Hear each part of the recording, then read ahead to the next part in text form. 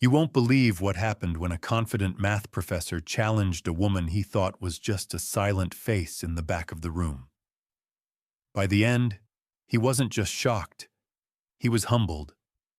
Stick around, because what starts as a one-sided lesson turns into a jaw-dropping moment of realization that no one in that lecture hall saw coming.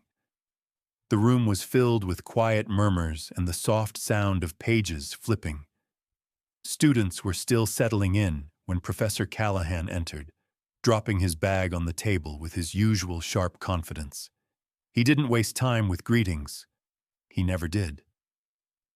"Let's begin," he said, his voice echoing across the lecture hall. "Today, we're going to revisit fundamental logic patterns used in higher-level mathematics. I trust most of you at least remember the basics." The board was already filled with symbols and diagrams from a previous class. He picked up a marker and started erasing. Most of the students leaned forward, already used to his brisk pace, but one woman in the back remained still, eyes fixed quietly on her notebook. Her name was Liana. She hadn't said a word in any of the sessions. She came in early, sat quietly, and left as soon as the lecture ended. A few students assumed she was shy. A few thought she might not fully understand the lessons. But Professor Callahan had barely acknowledged her presence, until that day. Without looking up from the board, he said, "Let's test your understanding. I want someone to come up here and solve this." He turned and pointed at a new equation he had written. "Who wants to try?" he asked, scanning the room. No one raised their hand. Callahan frowned. "Fine. You." He pointed to the back. Yes, the one always sitting silently like a statue, time to participate. Every head turned toward Liana. She blinked once, then slowly stood. A few students exchanged smirks. One whispered, "She won't even make it halfway." Liana walked down the steps. Her steps were calm, her face unreadable. She stopped in front of the board and looked at the problem. It wasn't basic. It wasn't even intermediate. The equation was layered with nested variables, hidden assumptions, and a trick embedded in its structure. It was the kind of problem Callahan liked to use to humble overconfident students. He leaned against the table with his arms crossed. "Take your time," he said, voice laced with sarcasm. Liana took the marker. For a second, she did nothing. Then her hand moved. She didn't solve the equation the way Callahan had taught. She didn't break it down the traditional way. Instead, she rewrote it from a different angle, rearranged the elements, and bypassed the red herring that Callahan had planted. The room fell silent.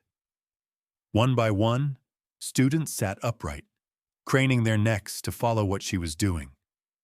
She didn't pause. Her handwriting wasn't rushed, but every line had purpose. She reached the end of the board and circled her answer.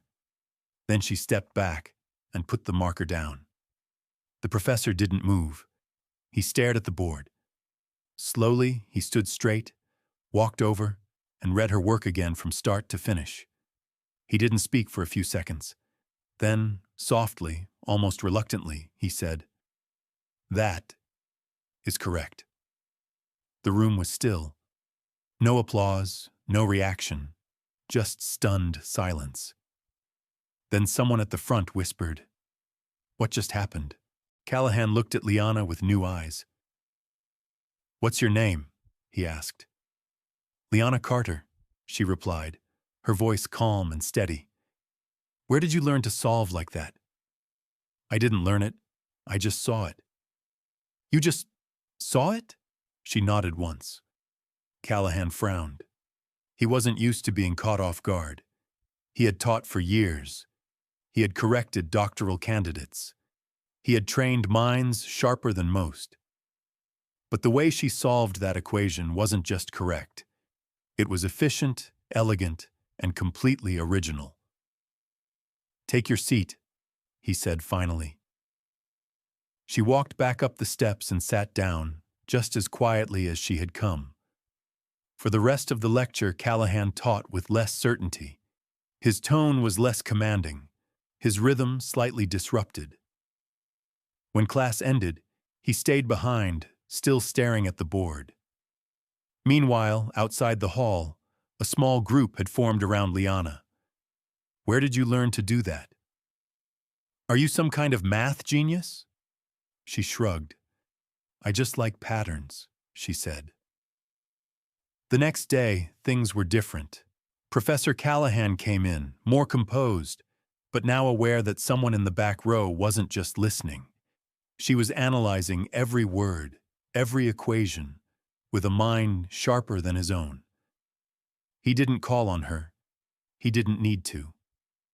But what he didn't know was that Liana's ability wasn't just about solving equations. It came from a life shaped by observation, repetition, and struggle, a story no one knew, not even the professor. And what happened next would change more than just his class. It would challenge everything he believed about talent, intelligence, and who truly belongs at the top of the room. Professor Callahan entered the lecture hall earlier than usual. This time, he didn't go straight to the board. Instead, he stood at the front, arms folded, looking around as the students trickled in. His eyes stopped on Liana the moment she walked in. She gave a small nod and sat in her usual spot, back row, second seat from the left. For a few moments, the room was silent. No idle chatter, no page flipping. Everyone was still thinking about what happened the day before. Callahan broke the silence.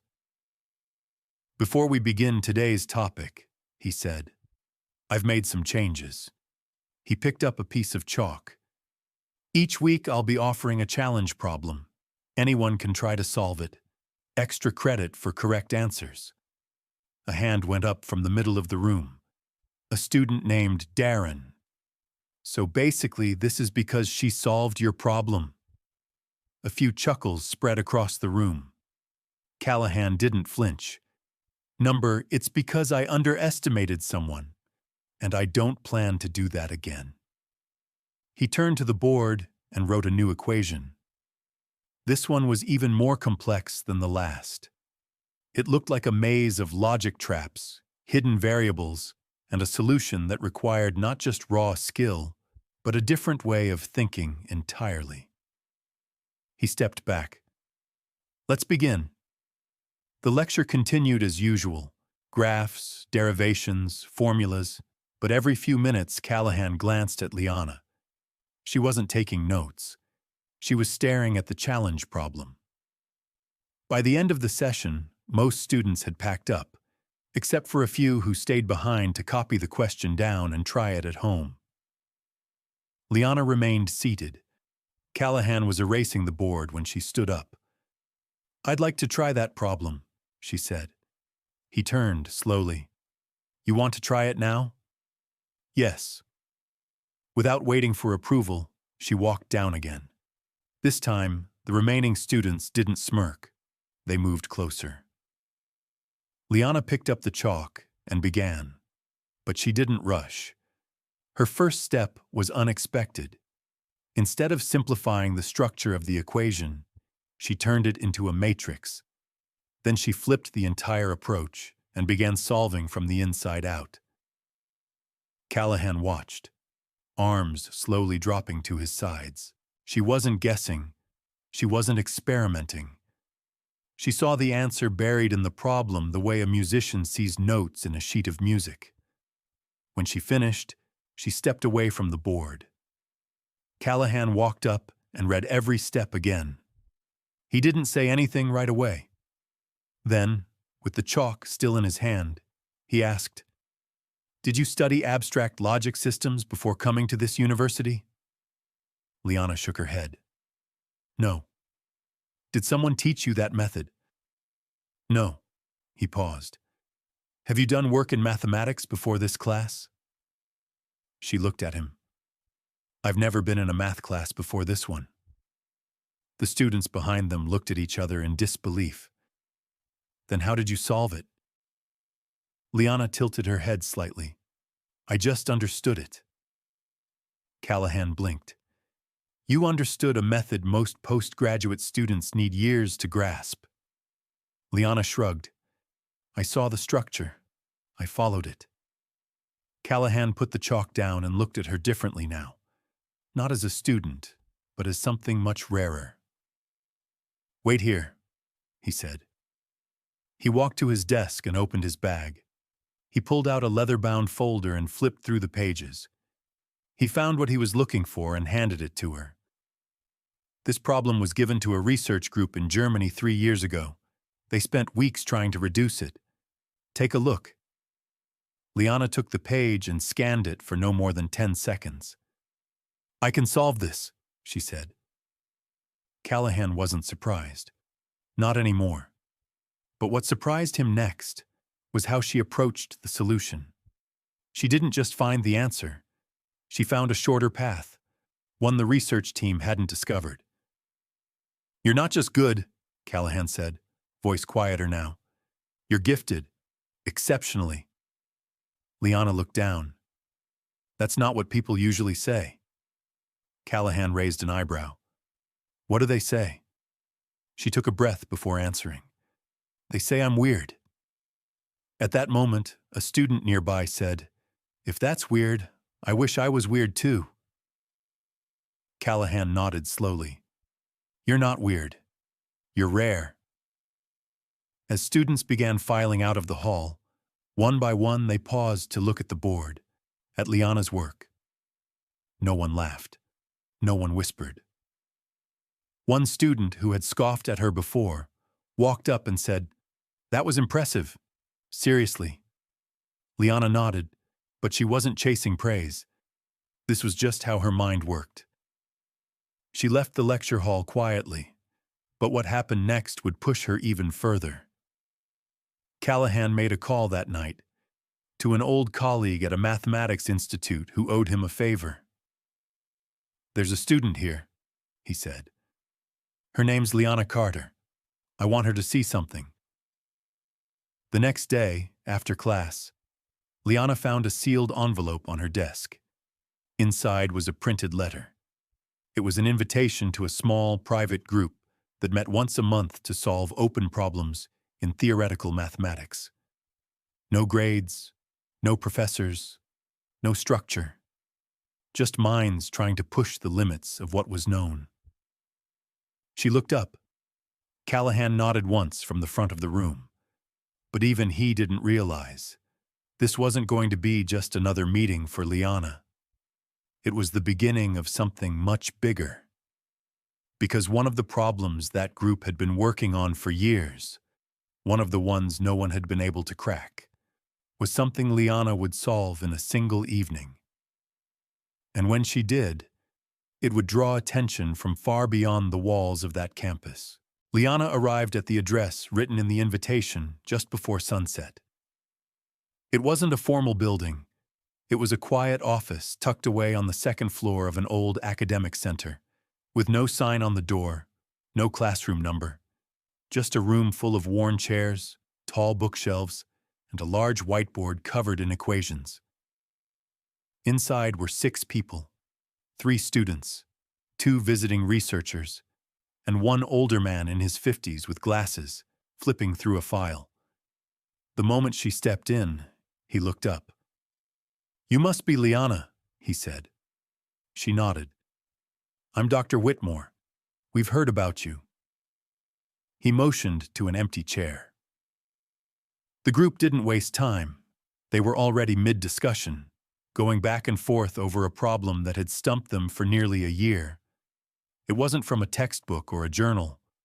It was part of a real-world algorithm used in encryption, something that had implications in cybersecurity, finance, even medical data storage.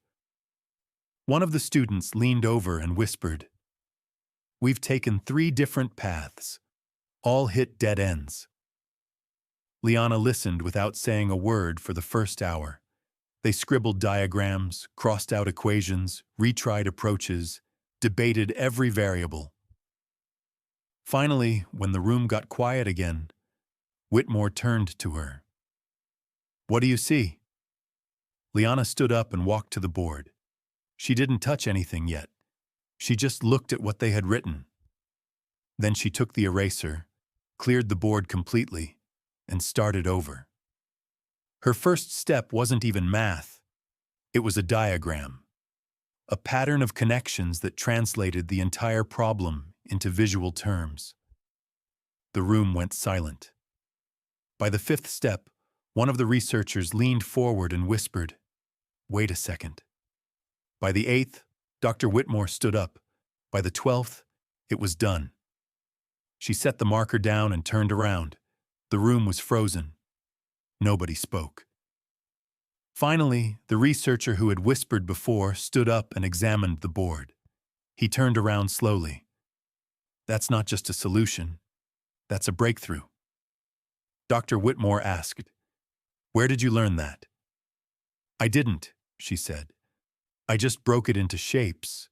I do that when things feel too messy." The group looked at each other, stunned.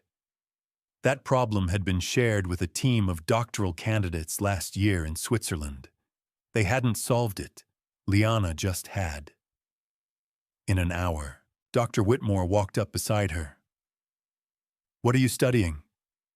Liana hesitated. "Technically, nothing yet. I'm undeclared." Whitmore laughed softly, but not in a mocking way. More like someone who couldn't believe what he was seeing.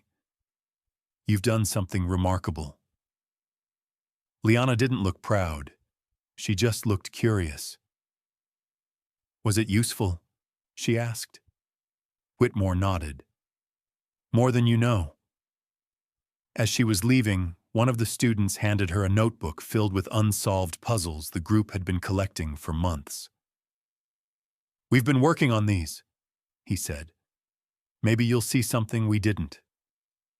By the end of the week, Liana had returned the notebook, with every problem solved, neatly, logically, efficiently. That was the moment word started spreading, first through the math department, then across campus. And within 2 weeks, people outside the university were asking questions. A quiet girl with no background in mathematics had cracked problems that had stumped professionals for years. It didn't make sense. But it was real. She wasn't showy about it. She wasn't chasing attention. She was just solving. One day, as she was walking out of the library, she was stopped by a woman in a tailored coat holding a tablet. "Liana Carter?" the woman asked. "Yes." "My name is Dr. Karen Moss. I work with the Applied Mathematics Division at Langston Labs." "I don't know what that is." Dr. Moss smiled. "That's all right. I know what you are." She handed Liana a card. "We'd like to invite you to a project. Something challenging, something real." Liana looked down at the card. She wasn't used to things moving this fast. Back in the lecture hall, Professor Callahan was grading papers when the door opened. Liana walked in. He looked up. "You're early." She sat in the front row this time, a shift from her usual seat in the back. "I solved everything they gave me," she said. "I heard," Callahan replied. He paused. "There's something I've been thinking about." She waited. "When you solved that encryption problem, how did you know your answer was correct?" Liana looked him in the eye. "I didn't know. I just couldn't find a reason why it was wrong." He leaned back. "That's not how most mathematicians work." "I know." He folded his hands. "Have you always seen patterns this way?" She nodded. "Since I was little." "What did your teachers say?" She looked away. "Mostly, they said I was distracted, that I didn't pay attention. Some said I was just lucky." Callahan didn't respond for a few seconds. Then he said, "They were wrong." That afternoon, something unexpected happened. Callahan received an email from a math journal in Europe. It wasn't just a congratulatory note about Liana, it was a request. They wanted her to submit a solution for peer review. It wasn't something that happened to students, especially not freshmen. He printed the email and handed it to her the next day. This is what the world looks like when you stop hiding. Liana didn't know what to say. For most of her life, she had learned to shrink, to stay quiet, to avoid the spotlight because being too curious or too fast or too different made people uncomfortable. Now someone was asking her to shine. But not everyone was thrilled. Back in her dorm, one of her roommates, who had been cordial at first, began acting differently. "You really think you're special now, huh?" she muttered one night. Liana didn't respond, but she felt it. Not everyone wanted to see her succeed. The more she solved, the more some people whispered. Some said she must be cheating, others claimed she had some hidden tutoring no one knew about. But those who had seen her work firsthand, like Callahan, Whitmore, Moss, they knew better. She wasn't faking it. She wasn't copying. She was just different. And now, the world was starting to see it. But what came next would be bigger than any test or classroom, because Liana's next challenge would be part of a real-world security project. Something involving thousands of users, massive data sets, and a major corporation's digital platform. It wasn't just about solving a puzzle anymore. It was about trust, risk, and responsibility. And for the first time, Liana would have to decide whether to share her mind with a world that wasn't always kind to people like her. Liana stood in the lobby of Langston Labs, holding a small folder and trying not to fidget. It was her first time in a corporate building this big. Clean floors, quiet halls, professionals moving past her without a glance. A woman in glasses approached. "Liana Carter?" "Yes. Follow me." They entered a large conference room, a wide screen at the front, a long table surrounded by people, engineers, data analysts, cryptographers. The project director, a man in his 40s named Ethan Rourke, stood up. "We appreciate you being here," he said. Liana gave a quick nod. The room wasn't used to silence. Everyone else had resumes, titles, credentials. She didn't, but her folder carried a set of equations from her earlier work. And that was all Rourke needed to see. "We've hit a bottleneck," he explained. "Our data compression model can't handle encrypted user data without dropping speed. Our engineers say it's the math that's blocking us." He pulled up a diagram. On screen, a structure of equations, branching out like a web. Liana leaned forward, her eyes scanning every shape, symbol, and connection. The lead engineer leaned back in his chair. "We've been stuck for 6 months." "Everyone who looked at it took the same approach," Rourke added. "We want you to try yours." Liana didn't answer right away. She stood, walked to the whiteboard, and grabbed a marker. She didn't copy the problem. She started building it backward, tracing the structure from the outcome they wanted to the inputs they were starting with. No one in the room moved. After a few minutes, she looked back at the engineer. "Your base functions aren't matching your data variance. That's why your speed drops." He blinked. "We ran a full diagnostic." "I know," she said. "But you didn't account for the range fluctuations between nested data packets. They multiply inside the system before being compressed." Everyone in the room stared at her. She erased one section and rewrote it, simplifying the expression, replacing it with a recursive model. "That should hold under full load," she said quietly. The lead engineer stood and walked toward the board. He examined it closely, then stepped back.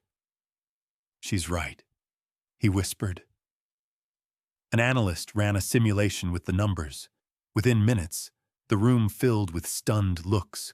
Processing speeds improved by 19%. Rourke stared at the screen. That wasn't a fix. That was a revolution. After the meeting, he pulled Liana aside. "Where did you learn to do that?" She looked down. "Nowhere." "Number, don't say that. You didn't just solve a problem. We had PhDs trying to untangle that for months. You saw it differently." She didn't reply. Rourke handed her a flash drive. "This is phase 2, completely optional, but I think you'll want to see it." That night, back in her dorm, Liana plugged in the drive. It contained raw data, millions of lines of user behavior logs, all anonymized, encrypted, and sorted. At first, it looked like noise, but as she moved through it, a pattern began to emerge. The system was leaking memory at unpredictable intervals, something no one else had noticed yet. The next morning, she returned with 3 pages of notes. Not only had she found the leak, she had proposed a fix that cut system waste by 70%. Word spread quickly inside the company. Liana Carter, an undergraduate freshman, had just optimized part of a system used by over 30 million users. By the end of the week, Rourke offered her a paid summer position. But Liana wasn't thinking about internships. She was thinking about the equations, the beauty in their structure, the way they shifted, unfolded, and revealed meaning. For her, it was never about jobs or titles. It was about the language of numbers. Meanwhile, Professor Callahan received a phone call. It was from a government liaison. They'd read the recent internal reports. They wanted to know more about the girl who solved problems that top-tier researchers couldn't touch. Callahan only said one thing. "She doesn't solve them the way we do. She sees them." Back on campus, Liana's life was changing. Her classmates who once ignored her now asked for help. Some professors invited her to sit in on graduate-level courses. Others quietly adjusted their lectures after hearing what she'd done. But she stayed the same. She still sat with her notebook, still walked home quietly after class, still took the long way through the gardens after dinner. Until one day, something changed. She received an envelope in her campus mailbox. No return address. Inside, there was a letter, 1 page, typed. It read, "You've solved more than equations. You've solved the puzzle of what happens when someone stops waiting for permission to be great. Keep going. The world is full of locks. Be the key." There was no signature, just a small golden symbol in the corner, a spiral looped inside a triangle. Later that month, a visiting professor from Oxford asked her to join a panel. Then MIT invited her to a research weekend. Then a digital security company in Tokyo offered to fly her out for a week of modeling and review. Each time, she said the same thing. "I'll think about it." She wasn't in a rush. The world had just started to see what she could do. Back in Callahan's lecture hall, as the semester ended, he stood in front of the class and spoke without looking at his notes. There are moments in every teacher's career when a student walks in and changes everything. He looked straight at Liana. And sometimes, that student doesn't just learn. They remind you why you fell in love with teaching in the first place. The room clapped, but Liana didn't smile. She just nodded, quiet and still, because praise was never what she came for. The next day, as she walked out of campus one last time before break, she passed a group of new students. One girl looked up and said, "Hey, you're that math genius, right?" Liana stopped. "I'm just someone who likes puzzles," she replied. And then she walked on. No spotlight, no fanfare, just a quiet girl with a notebook, ready for the next problem, and the next one, and the one after that. because she didn't need anyone to call her brilliant. She already knew who she was, and now, so did the world.